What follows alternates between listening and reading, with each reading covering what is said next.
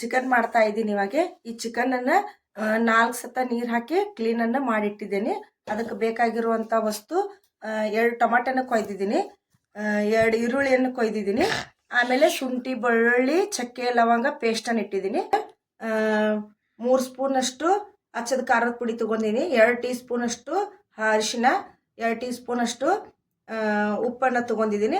ಅದು ಆದ ನಂತರ ಇದಕ್ಕೆ ಫಸ್ಟಾಗಿ ನಾವೀಗ ಗ್ಯಾಸನ್ನು ಹಚ್ಚಿ ಕುಕ್ಕರನ್ನು ನಾನು ಇದ್ರ ಮೇಲೆ ಇಡ್ತಾ ಇದ್ದೀನಿ. ಆಯಿಲನ್ನು ಹಾಕ್ತಾ ಇದ್ದೀನಿ. ನಾನಿವಾಗ 2 ಸ್ಪೂನಷ್ಟು ಆಯಿಲನ್ನು ಹಾಕ್ತಾ ಇದ್ದೀನಿ. ಅದಕ್ಕಾದ ನಂತರ ಫಸ್ಟ್ಗೆ ಎಣ್ಣೆಯಲ್ಲಿ ಈರುಳ್ಳಿಯನ್ನು ಹಾಕಬೇಕು. ನೋಡಿ, ಇವಾಗ ಈರುಳ್ಳಿ ಚೆನ್ನಾಗಿ ಫ್ರೈ ಆಗುವವರೆಗೂ ನಾವು ಇದನ್ನು ಈ ಥರ ಅಳ್ಳಾಡಿಸ್ತಾ ಇರಬೇಕು.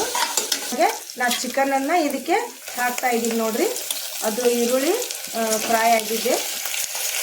ಚಿಕನನ್ನು ಹಾಕ್ತಾ ಇದ್ದೀನಿ. ನೋಡಿ, ಇವಾಗ ಈ ಥರ ಚಿಕನನ್ನು ಹಾಕಿಬಿಟ್ಟು ಈ ಈರುಳ್ಳಿ ಒಳಗೆ ಸ್ವಲ್ಪ ನಾನು ಫಸ್ಟ್ನೇದಾಗಿ ಉಪ್ಪು ಅರಿಶಿನ ಪುಡಿಯನ್ನು ಹಾಕಿಟ್ಟಿದ್ದೇನೆ, ಅದನ್ನು ಇದರಲ್ಲೇ ಹಾಕ್ತಾ ಇದ್ದೀನಿ. ನೋಡಿ, ಇವಾಗ ಮತ್ತೆ ಆದ ನಂತರ ಶುಂಠಿ ಬೆಳ್ಳುಳ್ಳಿ ಪೇಸ್ಟನ್ನು ಹಾಕ್ತಾ ಇದ್ದೀನಿ.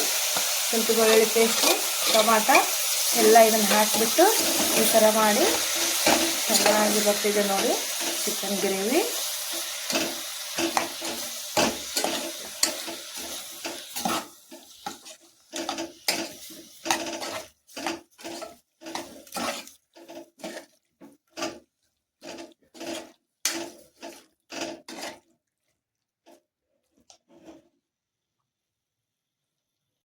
ಎಲ್ಲ ಹಾಕಿದ್ದೀನಿ ನೋಡಿ. ಇವಾಗ ಎಷ್ಟು ಚೆನ್ನಾಗಿ ಬಂದಿದೆ ನೋಡಿ. ಉಪ್ಪು, ಖಾರ, ಅರಿಶಿನ ಪುಡಿ, ಟೊಮಾಟೆ, ಶುಂಠಿ ಬೆಳ್ಳುಳ್ಳಿ ಪೇಸ್ಟನ್ನು ಹಾಕಿ ನಾನು ಈ ಥರ ಚಿಕನ್ ಗ್ರೇವಿ ರೆಡಿಯಾಗಿದೆ ನೋಡಿ.